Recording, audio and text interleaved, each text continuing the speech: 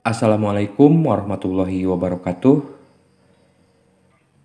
Pada video kali ini, saya akan membahas tentang bagaimana cara yang cepat dan tepat dalam menganalisa dan memperbaiki sebuah kerusakan pada mainboard TV LCD atau LED.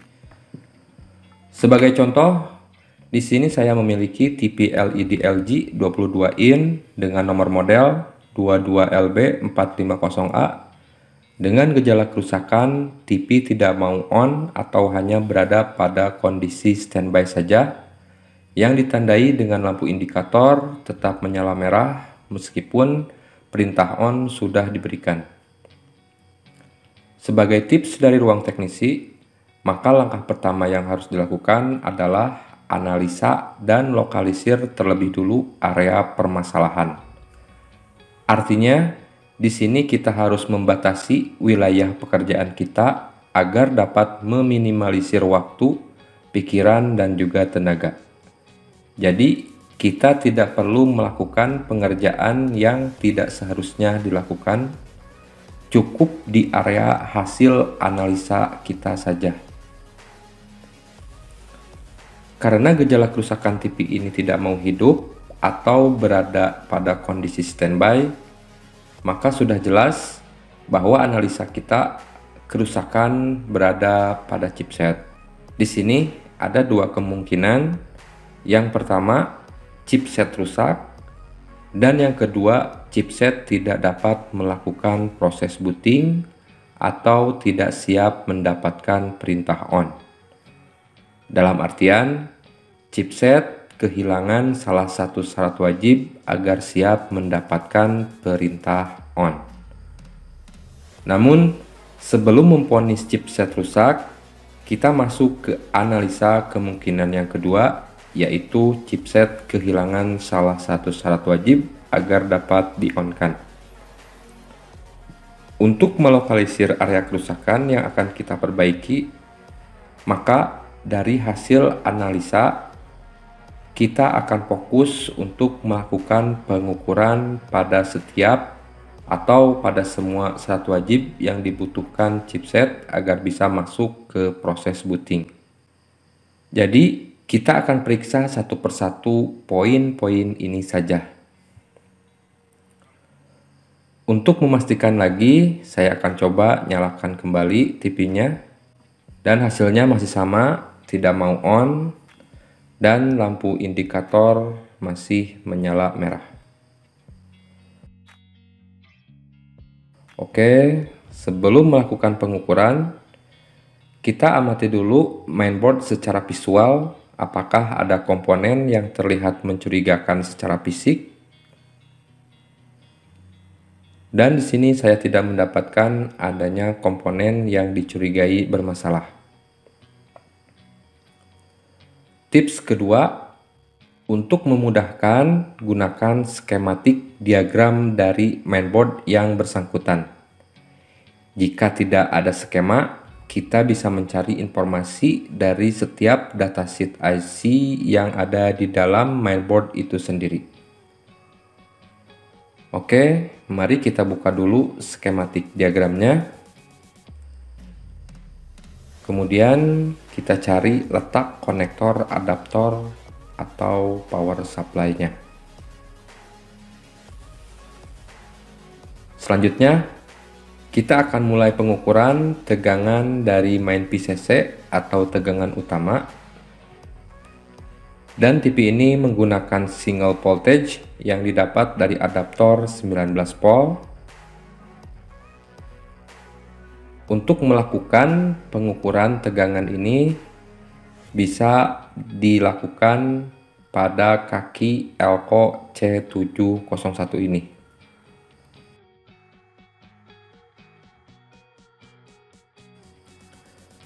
Dan hasilnya terukur 19 volt, berarti normal sesuai dengan yang tertulis di adaptor.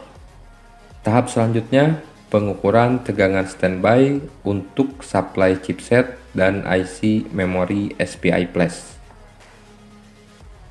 Di sini, tegangan standby diperoleh dari DC-DC converter bak regulator dengan kode IC di PCB 701. Kita coba ukur pada out rangkaian ini, yaitu di L701. Tegangan standby 3,3 volt hadir juga. Namun di sini perlu digarisbawahi, untuk melakukan pengukuran tegangan ini tidak hanya sebatas di pin out rangkaian DC-DC converter saja. Tapi kita harus memastikan tegangan ini sampai di tujuan, yaitu pada IC SPI Flash dan juga chipset atau IC SoC. Untuk supply IC memori SPI Flash bisa diukur di pin 8 IC SPI Flash. Dan hasilnya normal.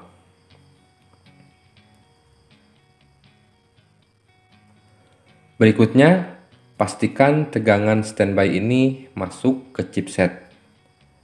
Sekedar informasi sepintas, dikarenakan di dalam chipset ini terdiri dari beberapa blok terpisah secara sistem kerja, maka logika sederhananya, chipset ini bisa diibaratkan sebagai sebuah gedung yang memiliki banyak ruangan, dan pastinya setiap ruangan tersebut harus memiliki penerangan, maka dibutuhkan sumber tegangan atau sumber arus.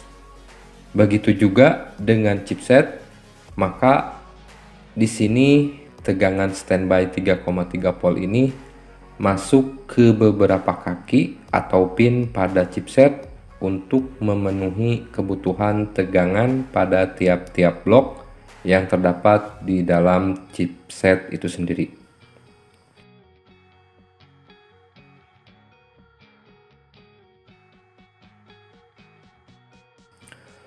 Sebagai contoh, kita bisa melihat pada pin 9, pin 18, pin 54, pin 62, dan pin 100. Namun di sini kita hanya akan mengukur di pin 100 saja.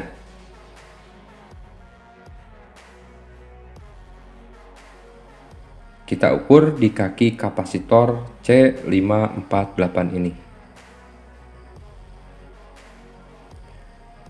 Dan di pin 100 terukur normal. Tegangan 3,3 volt sudah masuk ke chipset. Namun di sini yang jadi pertanyaan, kenapa saya cukup melakukan pengukuran di pin ini saja? Agar penasaran dan tetap stay tune di channel Ruang Teknisi, saya akan bahas di video berikutnya tentang mengenal fungsi dasar dari pin-pin pada chipset TV LED. Oke, untuk poin nomor 1 sudah fix, tidak ada kendala. Kita lanjut ke poin nomor 2, ke IC kristal osilator. Untuk ekstal terukur 1,4 volt. Normal ya. Untuk tegangan di ekstal osilator 1,4 volt. Lanjut poin berikutnya, kita akan melakukan pengukuran tegangan hardware reset. Kita cari dulu komponen atau rangkaian hardware resetnya di skematik diagram.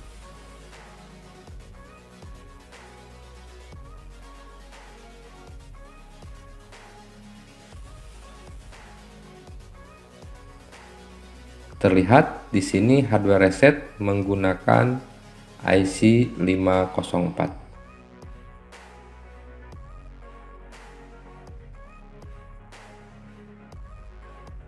Untuk melakukan pengukuran ini, maka harus melepaskan dulu sumber tegangan utama. Caranya, probe merah kita tempel di pin hardware reset chipset. Saya ukur di sini saja, yaitu pada resistor R564. Normalnya harus ada tegangan sesaat saat mainboard ini terhubung ke sumber tegangan. Perhatikan baik-baik pada ampermeter ini. Terlihat tegangan sesaat muncul kemudian hilang dengan cepat. Berarti rangkaian hardware reset ini normal dan masuk ke chipset.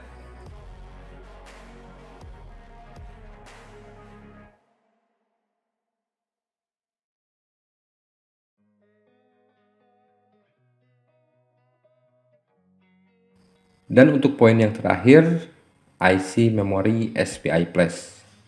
Di sini ada dua kemungkinan juga, bisa IC-nya rusak dan bisa juga firmware di dalamnya korup atau ada sebagian data yang hilang. Kita coba isi ulang data firmware-nya. Saya akan coba lepas IC-nya dan melakukan flashing. Di sini saya menggunakan EZP 2010. Bagi yang belum paham cara menggunakannya, silahkan simak videonya. Masukkan IC ke konektor.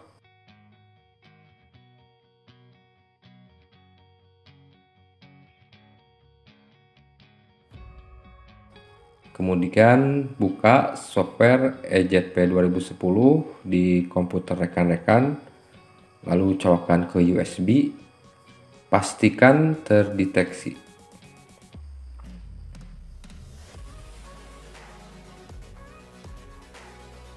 Klik tombol detect,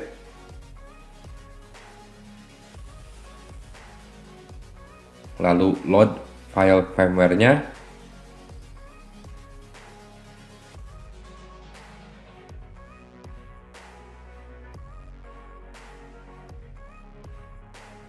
Klik program, tunggu sampai proses selesai. Pastikan proses write telah berhasil atau di sini tertulis 100%.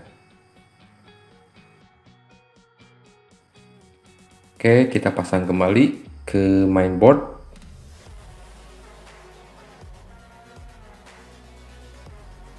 Dan kita coba nyalakan.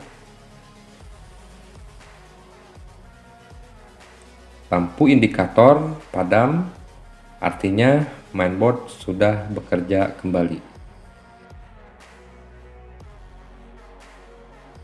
Dan ini hasilnya, berarti chipset masih oke, tidak short atau tidak ada yang bermasalah. Sekian dulu video kali ini, semoga bermanfaat dan terima kasih sudah menonton. Wassalamualaikum warahmatullahi wabarakatuh.